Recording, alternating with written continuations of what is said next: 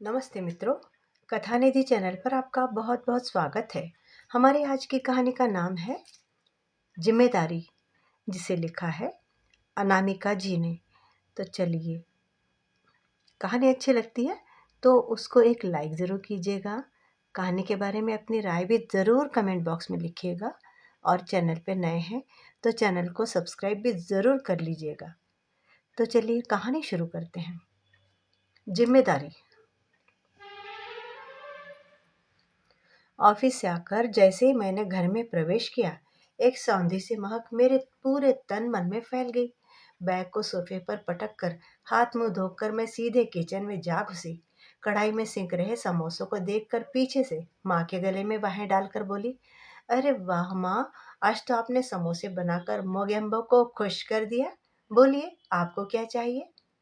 तू खुद माँ बन गई है, पर अभी तेरा बचपना नहीं गया। ले, जल्दी से खाकर बता कैसे बने हैं।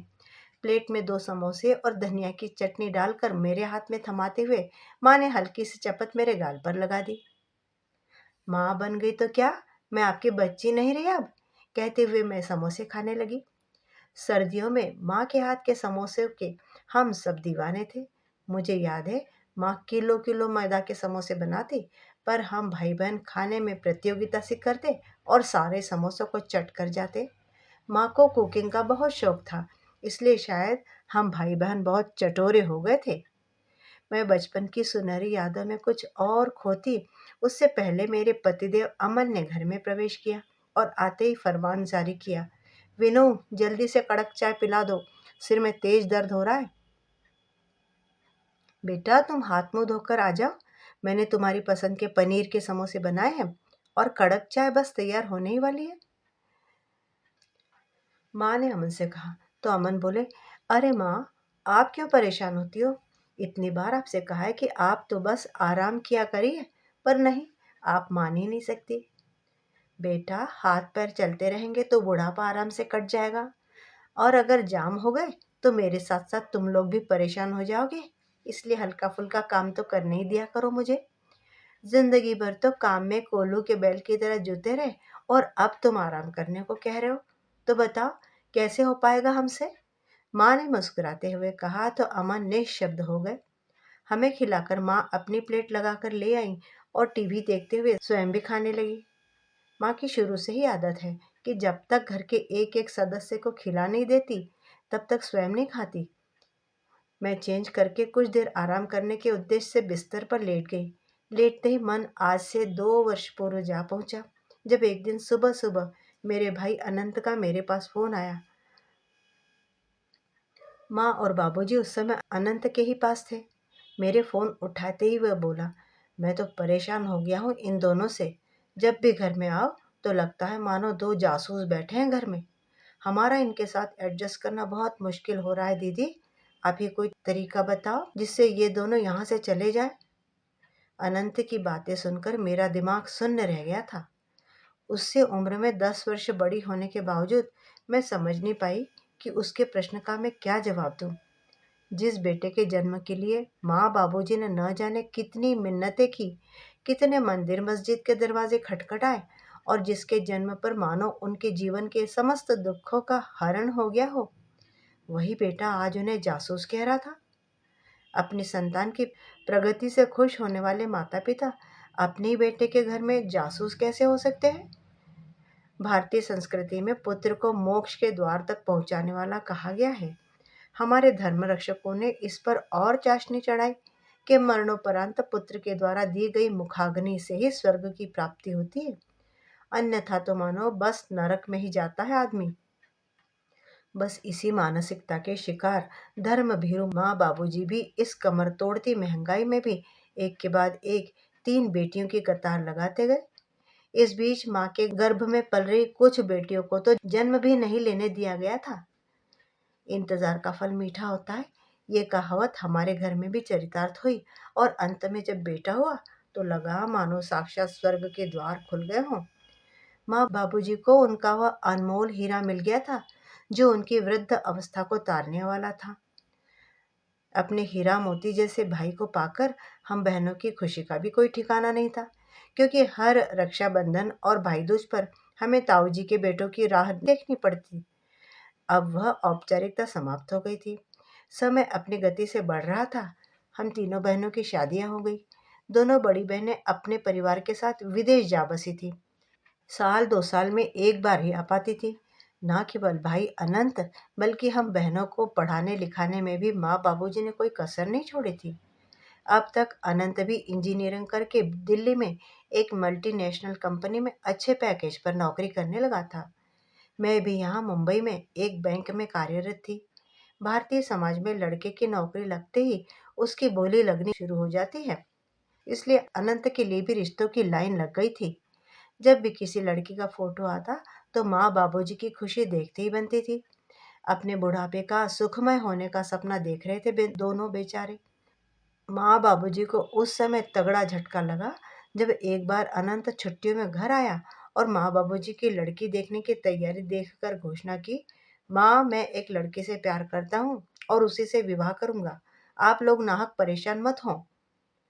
अनंत एक वाक्य में अपनी बात कहकर घर से बाहर निकल गया। अब माँ बाबूजी को तो काटो तो खून नहीं। माँ कभी उस दरवाजे को देखती जहां से अभी अनंत निकल गया था, और कभी बाबूजी को। अपने कानों सुनी बात पर वे भरोसा ही नहीं कर पा रही थी। अचानक किए गए अनंत के इस विस्फोट से वे बुरी तरह घबरा गईं और फूट फूट कर रो ही पड़ी और बोली, इसी दिन के लिए पैदा किया था इसे। इसे पता भी है कि कितने बलिदानों के बाद हमने इसे पाया है। क्या क्या सपने संजोए थे बहू को लेकर। इसने एक बार भी नहीं सोचा हमारे बारे में।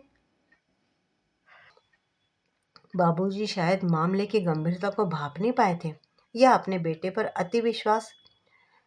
वे माँ को दिलासा देते हुए बोले, मैं समझाऊंगा उसे, बच्चा है, समझ जाएगा, सब ठीक हो जाएगा। यह सब क्षणिक आवेश है। मेरा बेटा है, अपने पिता की बात अवश्य मानेगा। माँ को भी बाबूजी की बातों पर और उससे भी ज्यादा अपने बेटे पर भरोसा था। सो माँ बोली, हाँ तुम सही कह रहे हो। मुझे लगता है मजाक कर रहा होगा हमसे। ऐसा नहीं कर सकता वह। हमारे अरमानों पर पानी नहीं फेरेगा हमारा बेटा। क्योंकि अगले दिन अनंत वापस दिल्ली चला गया था। सो बात आई गई हो गई। पर अगली बार जब अनंत आया तो बाबूजी ने एक लड़की वालों को आने का भी समय दे दिया। अनंत ने उनके सामने बड़ा ही रूखा और तटस्थ व्यवहार किया और फिर लड़की वालों के जाते ही माँ बाबूजी पर बिफर पड़ा। ये क्या तमाशा लगा रखा है आप लोगों ने। जब मैंने आपको बता दिया कि मैं एक लड़की से प्यार करता हूँ और शादी भी उसी से करूंगा, तो फिर आप लोगों ने इन्हें क्यों बुलाया। वह लड़की मेरे साथ मेरी ऑफिस में काम करती है और यह रही उसकी फोटो। कहते हुए अनंत ने एक पोस्टकार्ड साइज की फोटो टेबल पर पटक दी। अपने बेटे की बातों को कर्तव्य विमूढ़ से सुन रही माँ ने लपक कर टेबल से फोटो उठा ली। सामान्य से नयन नक्श और सांवले रंग की लड़की को देखकर उनकी त्योरियां चढ़ गई और बोली, बेटा यह तो हमारे घर में पेबंद जैसी लगेगी। तुझे इसमें क्या दिखा जो तू इस पर लट्टू हो गया। अनंत ने चिढ़ते हुए कहा, माँ मेरे लिए नयन नक्श और रंग नहीं, बल्कि गुण और योग्यता मायने रखते हैं। और यामिनी बहुत योग्य है। हाँ, एक बात और, कि यामिनी हमारी जाति की नहीं है। अनंत ने कुछ कुछ सहमते हुए कहा, अपनी जाति की नहीं है मतलब। बाबूजी गरजते स्वर में बोले, मतलब वह जाति से वर्मा है। अनंत ने दबे स्वर में कहा, वर्मा मतलब सुनार। यही दिन और देखने को रह गया था। ब्राह्मण परिवार में एक सुनार की बेटी बहू बनकर आएगी। वाह वाह, इसी दिन के लिए तो पैदा किया था तुझे। ये सब देखने से पहले मैं मर क्यों न गया। मुझे यह शादी मंजूर नहीं। बाबूजी आवेश और क्रोध से कांपने लगे थे। किसी तरह से माँ ने उन्हें संभाला। तो ठीक है, यह नहीं तो कोई नहीं। मैं आप लोगों की खुशी के लिए आजीवन कुंवारा ही रहूंगा। अनंत अपना फैसला सुनाकर घर से बाहर चला गया, तीर की तरह। उस दिन न घर में खाना बना और न ही किसी ने कुछ खाया। प्रतिपल हंसी खुशी से गुंजायमान रहने वाले हमारे घर में ऐसी मनहूसियत छाई कि सबके जीवन से उल्लास और खुशी ने मानो अपना मुंह ही फेर लिया हो। विवाहित होने के बावजूद हम बहनों को भी इस घटना ने कुछ कम प्रभावित नहीं किया।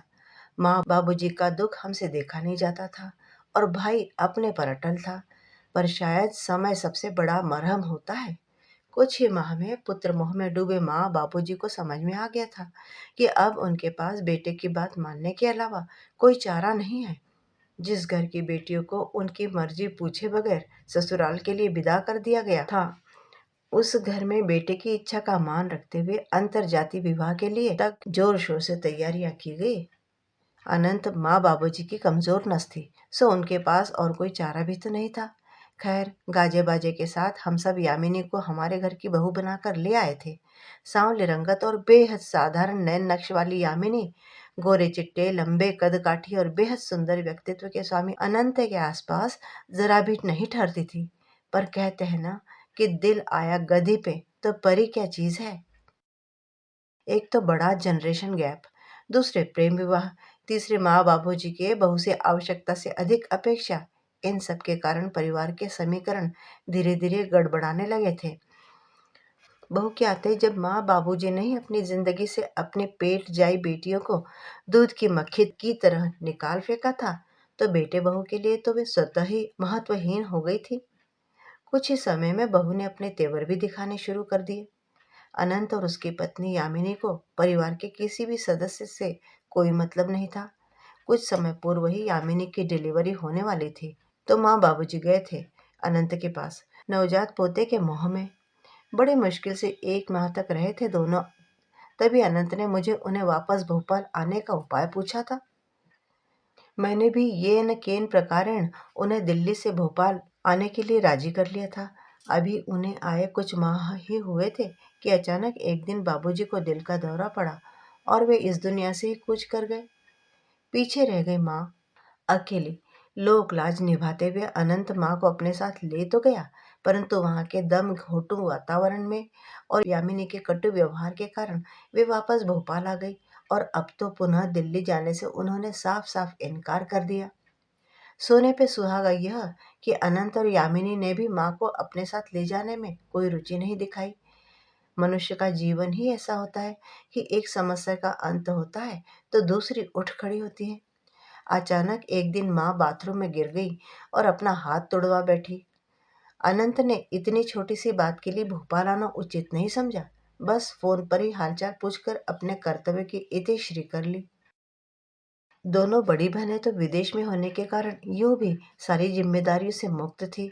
बच्ची मैं, सो अनंत का रुख देखकर मेरे अंदर बेटी का कर्तव्य भाव जाग उठा।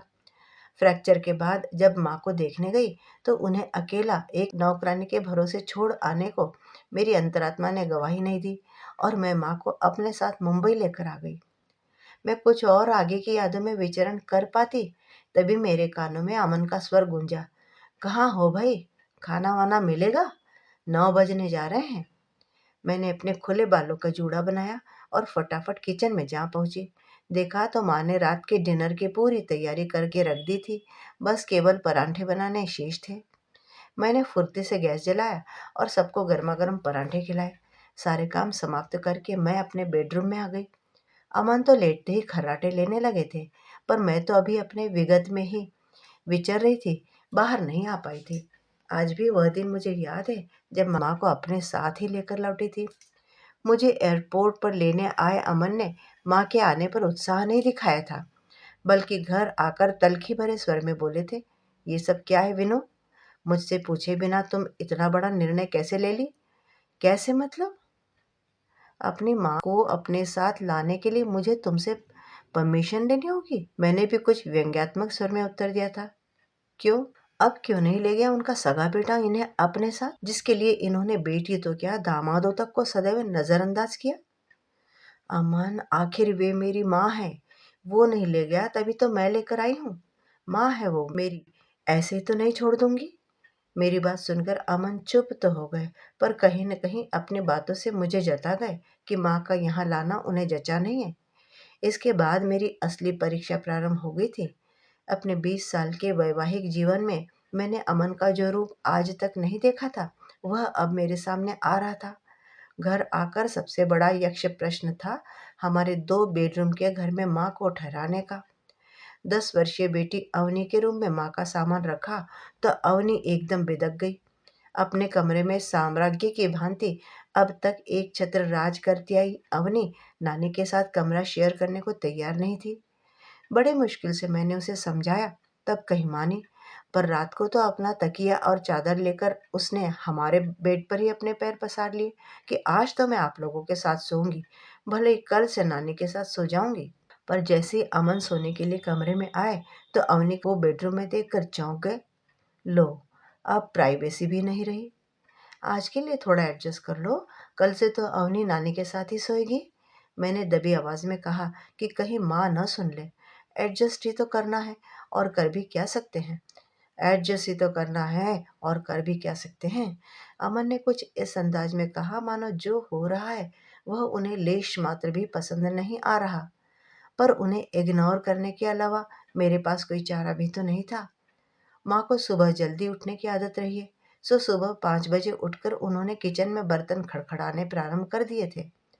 मैं मुंह के ऊपर से चादर तानकर सब कुछ अनसुना करने का प्रयास करने लगी। अभी मेरी फिर से आंख लगी ही थी कि अमन की आवाज मेरे कानों में पड़ी। विनू, ये मम्मी की घंटी की आवाज बंद कराओ, मैं सो नहीं पा रहा हूँ। मैंने लपक कर मुंह से चादर हटाई तो माँ की मंदिर की घंटी की आवाज मेरे कानों में भी शोर मचाने लगी। सुबह के सर्दी भरे दिनों में मैं रजाई से बाहर आई और किसी तरह माँ की घंटी की आवाज को शांत किया। जब से माँ आई, मेरे लिए हर दिन एक नई चुनौती लेकर आता। 2 दिन बाद रात को जैसे ही मैं सोने की तैयारी कर रही थी कि अवनी ने पिन पिनाते हुए बेडरूम में प्रवेश किया। मम्मी, मैं नानी के पास तो नहीं सो सकती, वे इतने खर्राटे लेती हैं कि मैं सो ही नहीं पाती। और वह रजाई तान कर सो गई। अमन का रात का कुछ प्लान था जो पूरी तरह चौपट हो गया था, और वे मुझे घूरते हुए करवट लेकर सो गए थे। बस मेरी आंखों में नींद नहीं थी। अगले दिन अमन को जल्दी ऑफिस जाना था, पर जैसे ही वे सुबह उठे तो बाथरूम पर माँ का कब्जा था। उन्हें सुबह जल्दी नहाने की आदत जो थी। बाथरूम बंद देखकर अमन अपना आपा खो बैठे। विनू, मैं लेट हो जाऊंगा, मम्मी से कहो हमारे ऑफिस जाने के बाद नहाया करे। उन्हें कौन सा ऑफिस जाना है? अरे ऑफिस नहीं जाना है तो क्या हुआ बेटा, चाय तो पीनी है ना। और तुम जानते हो कि मैं बिना नहाए चाय नहीं पीती। माँ ने बाथरूम से बाहर निकलकर सफाई देते हुए कहा। जिंदगी भर अपनी शर्तों पर जीती आई माँ के लिए स्वयं को बदलना बहुत मुश्किल था, और अमन मेरे साथ कोऑपरेट करने को तैयार नहीं थे। इस सब के बीच मैं जैसे खुद को भूल ही गई थी। किसी तरह तैयार होकर लेट लतीफ़ बैंक पहुंचती और शाम को बैंक से निकलते समय दिमाग में बस घर की समस्याएं ही घूमती। इससे मेरा काम भी प्रभावित होने लगा था। मेरी हालत ज़्यादा दिनों तक बैंक मैनेजर से छुपी नहीं रह सकी, और एक दिन मैनेजर ने मुझे अपने केबिन में बुला ही भेजा। बैठो विनीता, क्या बात है? पिछले कुछ दिनों से देख रही हूँ तुम कुछ परेशान सी लग रही हो। यदि कोई ऐसी समस्या है जिसमें मैं तुम्हारी मदद कर सकती हूँ तो बताओ। अपने काम में हमेशा से परफेक्शन को इम्पोर्टेंस देने वाली विनीता के काम में अब खामियां आ रही हैं, इसीलिए मैंने तुम्हें बुलाया। नहीं मैम, ऐसी कोई बात नहीं है, बस कुछ दिनों से तबीयत ठीक नहीं चल रही है। सॉरी, अब मैं आगे से ध्यान रखूंगी, कहकर मैं मैडम की केबिन से बाहर आ गई। क्या कहूँ मैडम से कि बेटियां कितनी भी पढ़ लिख ले, आत्मनिर्भर हो जाए, पर अपने माता पिता को अपने साथ रखने या उनकी जिम्मेदारी उठाने के लिए पति का मुंह उन्हें देखना ही पड़ता है। एक पति अपनी पत्नी से अपने माता पिता की सेवा करवाना तो पसंद करता है, परंतु सास ससुर की सेवा करने में अपनी हेठ ही समझता है। समाज की इस दोहरी मानसिकता से अमन भी अछूता नहीं था।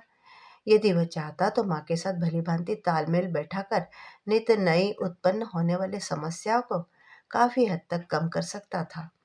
यूं भी हम दोनों मिलकर अब तक के जीवन में आई प्रत्येक समस्या का सामना करते हुए तो आए थे, परंतु जब से माँ आई है अमन ने उसे अकेला कर दिया है। बीती बातों को सोचते सोचते कब उसकी आंख लग गई उसे पता ही नहीं चला। सुबह बेड के बगल की खिड़की से झीने पर्दों से आती सूरज की मध्यम रोशनी और चिड़ियों की चहचहाट से उसकी नींद खुल गई। तभी अमन ने चाय की ट्रे के साथ कमरे में प्रवेश किया। उठिए मैडम, मेरे हाथों की चाय से अपने संडे का आगाज कीजिए। ओह, क्या बात है, आज तो मेरा संडे बन गया। मैं फ्रेश होकर चाय का कप लेकर अमन के बगल में बैठ गई। तो आज संडे का क्या प्लान है मैम? मम्मी और अवनी भी आती होंगी। मामा, आज हम लोग वंडरला पार्क चलेंगे फॉर होल डे एंजॉयमेंट। चलोगे ना मम्मा? और नानी भी हमारे साथ चलेंगी। माँ के साथ वॉक करके लौटी अवनी ने हमारी बातें सुनकर संडे का अपना प्लान बताया। हाँ हाँ, हम सब चलेंगे, चलो जल्दी से ब्रेकफास्ट करके सब तैयार हो जाओ। मेरे बोलने से पहले ही अमन ने घोषणा कर दी।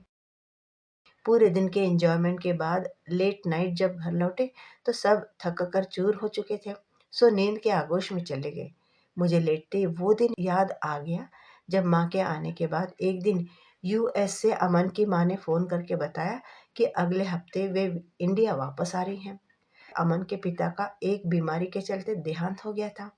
उसके बाद से उनकी माँ ने ही उन दोनों बच्चों यानी कि अमन और उसके बहन को पाल पोस कर बड़ा किया। अमन दो ही भाई बहन हैं, जिनमें दीदी की शादी एक एनआरआई से हुई थी, तो वे विवाह के बाद से अमेरिका जा बसी थी। पिछले दिनों उनकी डिलीवरी के समय मम्मी जी वहाँ गई थी और अब उनका वापसी का समय हो गया था, सो वे वापस आ रही थी। दोनों बच्चे अपनी माँ से बहुत अटैच्ड हैं। उस दिन मैं बैंक से वापस जल्दी आ गई तो अमन का मुंह फूला हुआ था। जैसे ही माँ सोसाइटी के मंदिर में गई थी, वे फट पड़े। अब बताओ, मेरी माँ कहाँ रहेगी? क्या सोचेंगी वे कि बेटे के घर में उनके लिए जगह नहीं है? आखिर इंडिया में है ही कौन मेरे अलावा जो उन्हें पूछेगा? तुम्हारे तो और भाई बहन भी है, मैं तो एक ही हूँ मेरी माँ के लिए। अमन, थोड़ी शांति तो रखो, आने दो ना मम्मी जी को, सब हो जाएगा। मैंने कहाँ मना किया है उनकी जिम्मेदारी उठाने से, पर अपनी माँ की जिम्मेदारी भी तो है ना मेरे ऊपर। ये कहकर कि और भाई बहन उन्हें रखेंगे अपने पास, मैं कैसे अकेला छोड़ दूं उन्हें? आखिर मेरा भी पालन पोषण उन्होंने ही किया है। मेरी इतनी दलीलों में से एक भी शायद अमन को पसंद नहीं आई थी और वे अपने फूले मुंह के साथ बेडरूम में जाकर टीवी देखने बैठ गए थे। एक सप्ताह के बाद जब सासू माँ आई तो मैं बहुत डरी हुई थी कि अब न जाने किन नई समस्याओं का सामना करना पड़ेगा। यद्यपि मैं अपनी सास की समझदारी की शुरू से ही कायल रही हूँ, परंतु मेरी माँ को यहाँ देखकर उनकी प्रतिक्रिया से तो अनजान ही थी मैं। मैंने सासू माँ के रहने का इंतजाम भी माँ के कमरे में ही कर तो दिया था, जो अमन को पसंद तो नहीं आया था, परंतु 2 बेडरूम के फ्लैट में और कोई इंतजाम होना संभव भी नहीं था। मेरी माँ की अपेक्षा सासू माँ कुछ अधिक यंग, खुश मिजाज, समझदार और सकारात्मक विचारधारा की थी। मेरी भी उनसे अच्छी पटती थी, इसीलिए तो उनके आने के दूसरे दिन अवसर देखकर अपनी सारी परेशानियां बयां करते हुए रो ही पड़ी थी मैं। उन्होंने मुझे गले से लगा लिया और बोली, तू चिंता मत कर, मैं कोई समाधान निकालती हूँ, सब ठीक हो जाएगा। उनकी अपेक्षा मेरी माँ का जीवन के प्रति उदासीन और नकारात्मक होना स्वाभाविक भी था, क्योंकि पहले बेटे की चाह में बेटियों की कतार, फिर बेटे बहू की उपेक्षा। आखिर इंसान की सहने की भी सीमा होती ही है ना।